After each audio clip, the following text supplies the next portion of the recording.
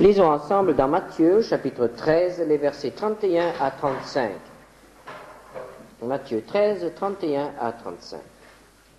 Jésus leur proposa une autre parabole et il dit : Le royaume des cieux est semblable à un grain de sénévé qu'un homme a pris et semé dans son champ. C'est la plus petite de toutes les semences, mais quand il a poussé, il est plus grand que les légumes et devient un arbre, de sorte que les oiseaux du ciel viennent habiter dans ses branches. Il leur dit cette autre parabole. Le royaume des cieux est semblable à du levain qu'une femme a pris et mis dans 3 mesures de farine, jusqu'à ce que la pâte soit toute levée. Jésus dit à la foule toutes ces choses en parabole, et il ne lui parlait point sans parabole, afin que s'accomplisse ce qui avait été annoncé par le prophète : J'ouvrirai ma bouche en parabole, je publierai des choses cachées depuis la création du monde. Nous avons entrepris l'étude de ce 13e chapitre de l'évangile de Matthieu, chapitre contenant les paraboles du royaume. Et nous avons vu comment le Seigneur Jésus fait comprendre à ses disciples ce que sera le royaume. Dans la première parabole, Jésus a montré que la parole du royaume est répandue, est annoncée, et que nous devenons enfants du royaume en la recevant comme la bonne terre reçoit la semence, qui germe, qui grandit, et ce qui est déterminant ici, qui porte du fruit. Devient donc enfant du royaume celui qui permet à la parole de Dieu entendue de porter du fruit en lui. Et je crois que c'est très important. Il ne s'agit pas seulement de recevoir, mais il s'agit de porter du fruit. Et c'est là que se détermine la bonne terre. C'est là que se distingue la semence qui a pu lever et celle qui n'a pas vraiment pu se développer. Donc, devient fils du royaume celui qui a reçu et qui porte du fruit. Dans la deuxième parabole, le Seigneur Jésus montre comment Dieu, dans sa patience, tolérera la présence du mal dans notre monde jusqu'à ce que Jésus appelle la fin du monde. Et c'est ainsi qu'il éclaire un mystère, qu'il éclaire quelque chose qui est un sujet de grande préoccupation pour les chrétiens de tous les temps. Pourquoi Dieu permet-il la présence du mal dans le monde et même dans le royaume, dans l'Église? Et nous avons vu que Dieu a dit jusqu'à, c'est-à-dire il a fixé un temps où le problème du mal sera réglé. Nous venons de lire les 2 paraboles suivantes, la parabole du sénévé, du grain de sénévé, et la parabole du levain. Les paraboles sont généralement assez difficiles à expliquer. Nous avons pu expliquer très facilement la première parabole puisque Jésus lui-même l'a expliquée. Alors là, nous n'avons fait que suivre les traces, c'était facile. La deuxième parabole a aussi été expliquée, mais nous avons déjà rencontré certaines difficultés. Mais ces 2 paraboles qui sont devant nous ce soir ne sont pas expliquées. Et effectivement, nous avons à faire face à certaines difficultés très sérieuses. Il faut trouver la signification exacte de ces 2 paraboles. En règle générale, c'est l'explication qui s'impose d'elle-même à première lecture qui doit être retenue. C'est toujours le sens le plus simple. Et c'est ce qui a été fait la plupart du temps pour ces 2 paraboles. On a pris le sens qui s'impose à première lecture. Et je dirais que c'est l'interprétation qui donne à ces 2 paraboles une signification positive. Habituellement, on pense que Jésus parle ici des conquêtes de l'Église ou comment l'Évangile fait lever la pâte du monde. C'est ainsi qu'on interprète ces deux paraboles. On dit, l'Église était au début tellement petite, ils étaient 120 dans la chambre haute, et maintenant l'Église est devenue très grande. C'est le grain de sénévé qui est devenu un arbre. Au début, l'Évangile était annoncé dans les maisons, au coin des rues, et maintenant l'Évangile est annoncé dans le monde entier, par la radio, par la télévision. Tout le monde parle de l'Évangile. La Bible est le livre le plus lu dans le monde entier. L'Évangile est en train de faire lever toute la pâte. L'Évangile est en train de transformer toute la civilisation. C'est le sens premier quand on lit cette parabole. Quelque chose de petit qui devient grand, quelque chose de caché qui contamine le tout. Mais il faut reconnaître que si nous acceptons cette interprétation-là, nous nous heurtons à la réflexion, à certaines difficultés. En effet,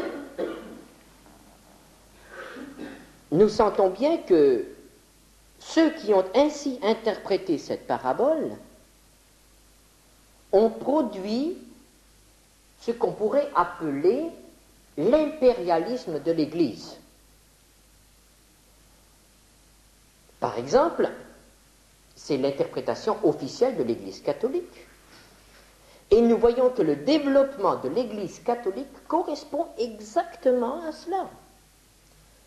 Une petite chose qui devient très grande, très grande.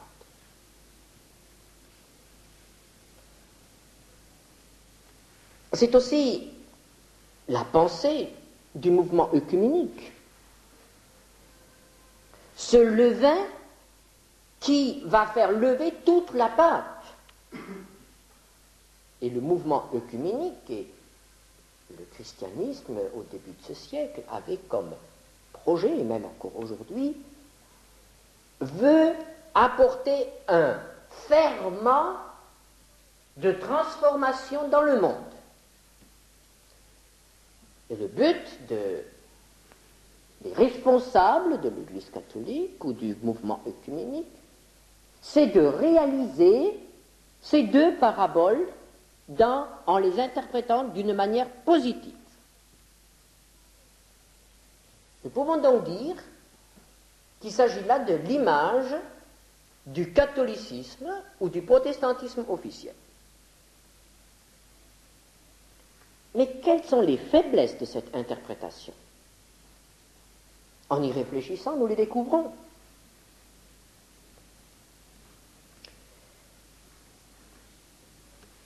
Cette petite graine qui devient un arbre, cette petite église qui devient quelque chose de très grand, mais ce serait le royaume de Dieu qui s'instaure progressivement sur la terre, et cette interprétation fait l'économie de la grande crise dont parle Jésus justement dans la parabole précédente. Le royaume des cieux, le royaume de Dieu sur terre, le royaume de Dieu officiel avec Jésus comme roi à Jérusalem. Ce royaume-là ne pourra s'instaurer qu'après une crise profonde, une crise dramatique pour notre humanité. Et si nous interprétons ainsi les deux paraboles, nous voyons qu'il n'y a pas de crise. Nous voyons qu'il y a une croissance, l'arbre devient de plus en plus grand, le levain pénètre toute la pâte et fait lever toute la pâte, et peu à peu notre monde, notre humanité glisse progressivement dans le royaume de Dieu. Et on pourrait même dire notre système mondial devient le royaume de Dieu. sans crise.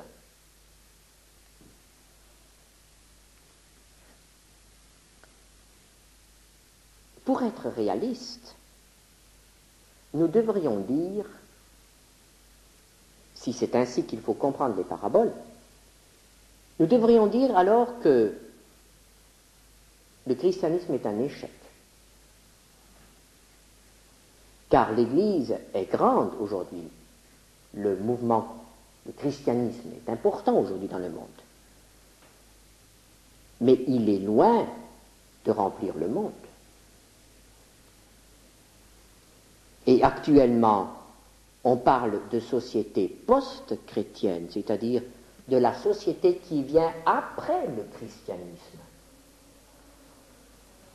On parle de peuples déchristianisés, de peuples qui perdent ce qu'on appelait le christianisme. Donc ce serait un échec total. Le levain, après avoir fait son œuvre, perdrait son effet et toute la pâte deviendrait de nouveau comme s'il n'y avait pas de levain. Donc il y aurait là un échec. Et nous serions actuellement plus loin que jamais de l'accomplissement de la prophétie contenue dans ces deux paraboles. Si nous les interprétons comme les interprète officiellement.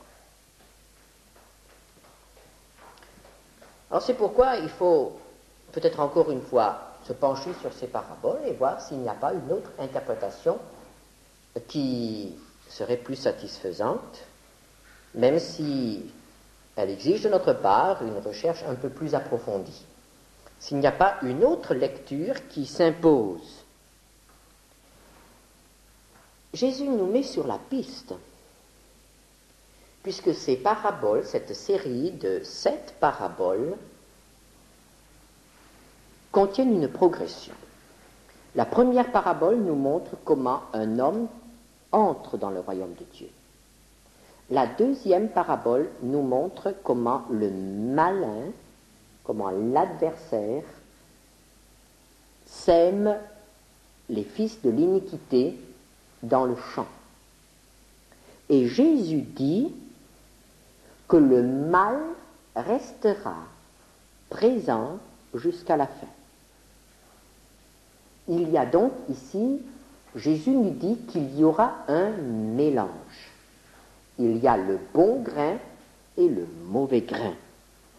Et Jésus dit, verset 30, « Laissez croître ensemble ».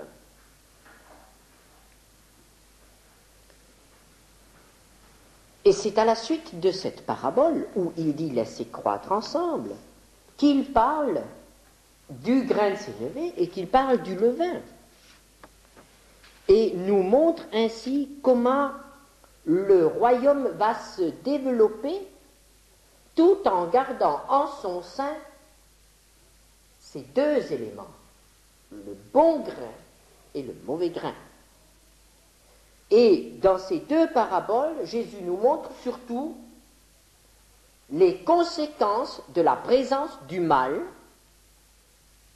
avec le bon grain. Reprenons encore une fois cette parabole du grain de sénévé. Et nous allons la relire dans un autre évangile.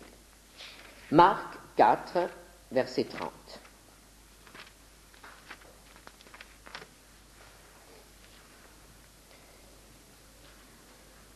Il dit encore, à quoi comparerons-nous le royaume de Dieu ou par quelle parabole le représenterons-nous? Il est semblable à un grain de sénévé qui, lorsqu'on le sème en terre, est la plus petite de toutes les semences qui sont sur la terre. Mais lorsqu'il a été semé, il monte, devient plus grand que tous les légumes et pousse de grandes branches en sorte que les oiseaux du ciel peuvent habiter sous son ombre. L'accent est mis ici sur la petitesse de la graine et sur l'importance du plant qui va sortir de cette graine, sur le développement que va connaître cette plante. Et Jésus dit que cette plante devient plus grand que les légumes. Ce grain de sénévé, c'est tout simplement le grain de moutarde avec lequel on faisait la moutarde. Et qui est tout petit. Et au lieu de rester légume, d'être légume, au lieu de rester petit, ce plant devient quelque chose qui ressemble à un arbre. Ce n'est pas un arbre, mais ça ressemble à un arbre. Ça peut atteindre la hauteur d'un homme à cheval, donc peut dépasser les 2 mètres. Quelque chose de petit qui ressemble à un arbre. Dans la Bible, Dieu emploie souvent des images pour décrire certains traits de caractère de l'homme ou d'un peuple. Et très souvent dans la Bible, quand Dieu veut décrire l'orgueil, il emploie l'arbre. Il parle de l'orgueil des cèdres du Liban. Il parle de la compétition qui existe entre les arbres. Lequel sera le plus grand? Et il a permis qu'un homme, un roi, fasse une fois un rêve où il était question d'un arbre. Et on pourrait reprendre ce texte, vous le connaissez, il s'agit du rêve de Nebuchadnezzar, que nous trouvons dans Daniel au chapitre 4. Daniel chapitre 4, verset 20. L'arbre que tu as vu, qui était devenu grand et fort, dont la cime s'élevait jusqu'aux cieux, et qu'on voyait de tous les points de la terre, cet arbre, dont le feuillage était beau et les fruits abondants, qui portait de la nourriture pour tous, sous lequel s'abritaient les bêtes des champs, et parmi les branches duquel les oiseaux du ciel faisaient leur demeure, c'est toi, ô roi, qui es devenu grand et fort, dont la grandeur s'est accrue et s'est élevée jusqu'aux cieux, et dont la domination s'étend jusqu'aux extrémités de la terre.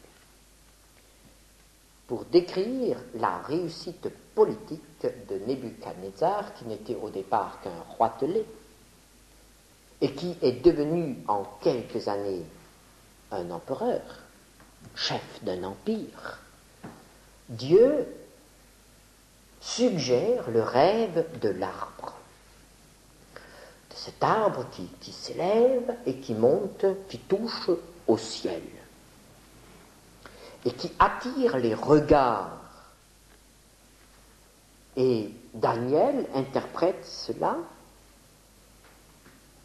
en mettant le doigt sur l'orgueil de Nebuchadnezzar. Et en effet, lorsque, une année plus tard, le roi Nebuchadnezzar se promène sur le toit de son palais, il dit, c'est là Babylone la grande, que j'ai bâtie comme résidence royale par la puissance de ma force et pour la gloire de ma magnificence. Babylone que j'ai bâtie pour ma gloire. Et à ce moment-là, Dieu intervient et il abat l'arbre. C'est l'image de l'orgueil. L'arbre représente le royaume, l'arbre représente l'empire. Et ce que Jésus veut nous dire, en employant ce grain de sénévé qui veut ressembler à un arbre, c'est que l'Église a voulu devenir un empire terrestre, et a voulu rivaliser dans son combat, dans la course à la puissance, la course à la gloire, la course à l'autorité. Et toute l'histoire de l'Église, à partir d'un certain moment, nous présente cette soif de puissance de ces dirigeants. On a voulu être roi, on a voulu être plus que les rois, on a voulu un empire. Et il ne faut pas se faire d'illusions. Même si cela n'est plus dit aujourd'hui, mais les dirigeants, certains dirigeants, veulent encore cela. Cette pensée, cette course à la puissance existe encore. L'Église a voulu être plus forte que les royaumes de ce monde. L'Église a voulu être admirée. L'Église a voulu être enviée. Et nous savons comment cela finira. Cela finira par une autre image que nous donne l'Apocalypse, la prostituée. Cette femme qui s'est prostituée à tous les rois de ce monde pour avoir part à leur gloire. Finalement, cette recherche de gloire, cette recherche de puissance et de grandeur conduira l'Église à être une prostituée. Et cette interprétation négative est confirmée par un autre détail que donne ici le Seigneur Jésus, en disant que les oiseaux du ciel viennent habiter dans ses branches. Et lorsque nous voyons que le Seigneur Jésus identifie les oiseaux de la première parabole aux malins ou aux serviteurs du malin, comparez Matthieu 13, 4 et Matthieu 13, 19, nous pouvons dire donc que ces oiseaux ont aussi une signification négative dans la parabole du grain de sénévé. En effet, l'Église est devenue un arbre où toutes sortes d'oiseaux peuvent y faire leur nid. Toutes sortes d'oiseaux. L'Église a évolué et est devenue une grande ou plusieurs grandes organisations. Et alors, la parabole du levain. Verset 33. Le royaume des cieux est semblable à du levain qu'une femme a pris et mis dans 3 mesures de farine jusqu'à ce que la pâte soit toute levée. Alors à nouveau, il faut essayer de voir quelle est la signification symbolique du levain dans la Bible. Alors nous constatons tout d'abord que le levain était exclu des sacrifices qui étaient offerts à l'Éternel. Lévitique 2, versets 11 à 12. Lévitique 2, versets 11 à 12. Aucune des offrandes que vous présenterez à l'Éternel ne sera faite avec du levain, car vous ne brûlerez rien qui contienne du levain ou du miel parmi les offrandes consumées par le feu devant l'Éternel. Donc, il n'y aura pas de levain dans les sacrifices offerts à l'Éternel. Et nous connaissons tous les pains sans levain, cette fête des pains sans levain. Vous savez qu'au moment de la Pâque, les Juifs aujourd'hui nettoient toute la maison pour chasser le brin de levain qui pourrait encore exister. Mais il y a une exception dans ces sacrifices. Il y a une occasion où on peut présenter du pain avec du levain. Et ce sont les 2 pains qui sont présentés le jour de la Pentecôte. Prenez Lévitique, chapitre 23. Lévitique 23, versets 16 à 17. Vous compterez 50 jours jusqu'au lendemain du 7e sabbat, et vous ferez à l'Éternel une offrande nouvelle. Vous apporterez de vos demeures 2 pains, pour qu'ils soient agités de côté et d'autre. Ils seront faits avec 2 dixièmes de fleur de farine et cuits avec du levain. Ce sont les prémices à l'Éternel. Une exception. Le jour de la Pentecôte, 2 pains avec du levain. La Pentecôte, c'est le jour de la naissance de l'Église. Et nous rejoignons ainsi cette interprétation du royaume.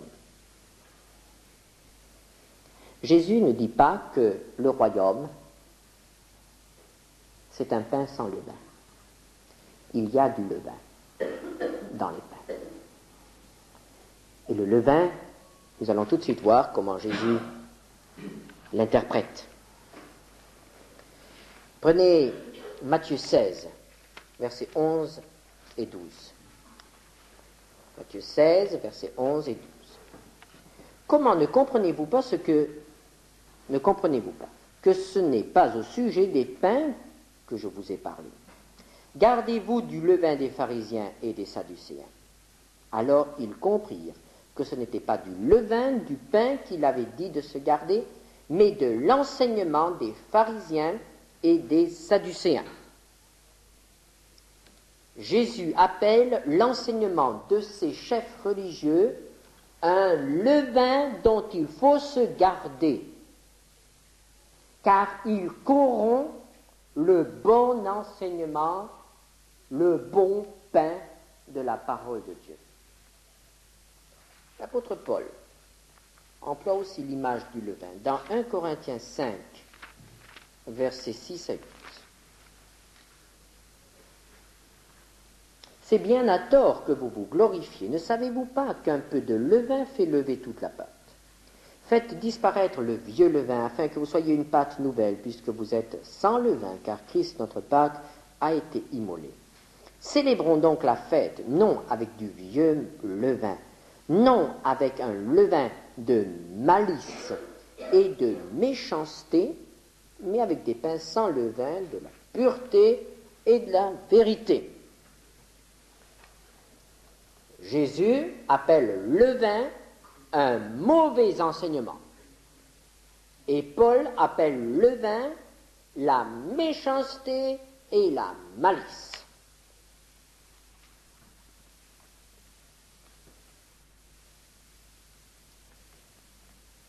Le Seigneur Jésus nous parle ici d'une femme qui met du levain dans la bonne pâte. Et le levain a la propriété de disparaître. De disparaître en transformant la pâte. Au point qu'au bout d'un certain moment, on ne peut plus dissocier le levain de la pâte. Que s'est-il passé dans l'Église? L'enseignement était pur au départ. La doctrine était conforme à la parole de Dieu et à la volonté du Seigneur. Mais nous voyons que très vite, et déjà au temps des apôtres, le malin a essayé d'introduire le levain de mauvaise doctrine. Paul a dû lutter contre certaines mauvaises doctrines, par exemple dans l'Épître aux Galates, ou alors contre le levain de la malice et de la méchanceté, dans l'Épître aux Corinthiens. Plus tard, les autres apôtres ont aussi dû lutter. Nous pensons à l'apôtre Jean, qui a dû lutter contre l'enseignement que Jésus n'était pas vraiment le Fils de Dieu. Et après la mort des apôtres, cela n'a fait qu'empirer. Et nous savons qu'au cours des siècles, et même encore de nos jours, le malin essaye toujours à nouveau d'introduire les ferments d'une mauvaise doctrine dans l'Église. Et lorsqu'on lit l'histoire de l'Église, on est effaré, consterné, en voyant comment certains enseignements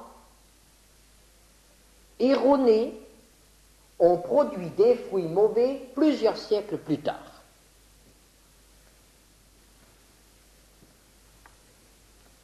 Le levain des mauvaises doctrines a été mélangé à la pâte. Et c'est pourquoi nous avons aujourd'hui ce que le monde appelle le christianisme, mais cette immense organisation du christianisme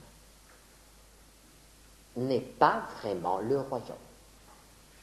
Elle s'appelle le royaume de Dieu, mais elle n'est pas le royaume dont Jésus est seul maître.